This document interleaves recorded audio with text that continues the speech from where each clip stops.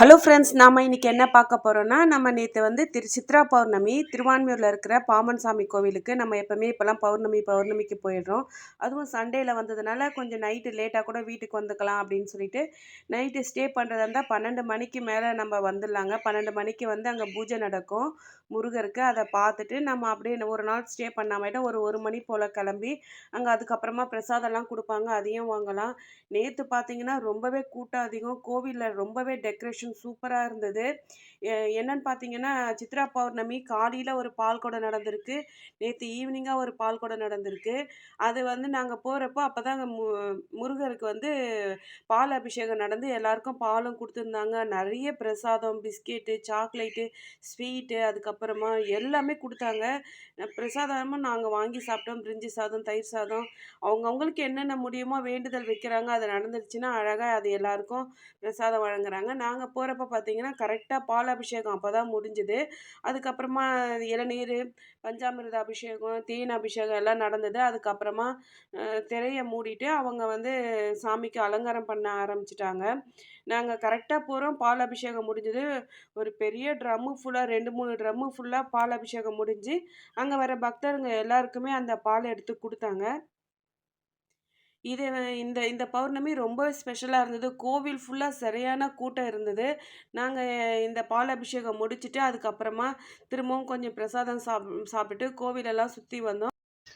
அதுக்கப்புறம் பார்த்தீங்கன்னா, இந்த கோவிலுக்கு ரொம்பவே முக்கியமானது என்னன்னு பார்த்தீங்கன்னா, நெய் விளக்கு போடுவாங்க.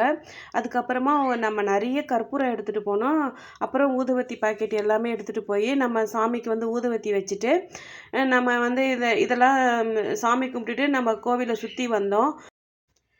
அதுக்குள்ளே பார்த்தீங்கன்னா மணி 11 மணி ஆயிடுச்சு. சரின்னு சொல்லிட்டு போயிட்டு கொஞ்ச நேரம் உட்காந்து அங்கே எல்லாரும் சாமி பாட்டெல்லாம் படிப்பாங்க. அதெல்லாம் படிச்சுட்டு மணி 12 மணி ஆச்சுங்க. 12 மணி ஆனவுடனே அவங்கவுங்க கோபுரம் கட்ட ஆரம்பித்தாங்க. நானும் கோபுரம் கட்டி அதில் வந்து ஊதுவத்தியும் கற்பூரமாக வச்சுட்டு ஒரு 12:15 வரைக்கும் நமக்கு நிறைய கற்பூரம் எடுத்துகிட்டு போனோம்னா நிறைய நேரம் எரிய விடலாம். நாங்களும் நிறைய தான் எடுத்துகிட்டு போனோம். நல்லா சாமியெல்லாம் கும்பிட்டுட்டு வெளியே கிளம்பலான்னு பார்த்தோம்னா அப்போ தான் பார்த்தீங்கன்னா பயங்கரமான கூட்டம் பாருங்கள். அது பெரிய மைதானம் மாதிரி இருக்கும். அங்கே எங்கேயுமே யாருமே உட்கார இடம் கிடையாது. அந்த அளவுக்கு எல்லாருமே இந்த கோவிலை வந்து நைட்டு தங்கிட்டு போகலான்னு வந்தாங்க. நாங்கள் வெளியே கிளம்பலான்னு வந்து பார்த்தா அப்போ தான் தேர் வந்து 11 மணிக்கு கிளம்பி போயிட்டு வீதி உலா போயிட்டு கரெக்டாக 12:30 மணிக்கு உள்ளே வருதுங்க. நாங்கள் அப்போ தான் வெளியே கிளம்புறோம். அப்படியே தேரை பார்த்துட்டு நல்லா சூப்பராக வீடியோவும் எடுத்தாங்க. ஏன்னா எல்லாருமே நிறைய வீடியோ எடுத்தாங்க. தேர் வந்து ரொம்பவே நல்லா இருந்தது. அந்த தேருக்குள்ளே யார் யார் இருந்தாங்க பார்த்தீங்கன்னா, முருகரும் அப்புறம் பாமன் சாமி அவங்கள முன்னாடி உட்கார வச்சுருந்தாங்க. ரொம்பவே நல்லா இருந்தது. அது ஒரு சின்ன தேர் தான். அது கோவில் உள்ளவே அப்படியே அழகாக வீதி உலா வந்துட்டு உள்ளே போயிடுச்சு. பார்க்கவே ரொம்ப நல்லா இருந்தது. ஏதோ இங்கே இந்த வீடியோ எதுன்னு பார்த்தீங்கன்னா, தேர் வந்து அப்போ தான் கோவிலை விட்டு வெளியே போகிறப்போ சாமிக்கு பூ போடுற மாதிரி வீடியோ.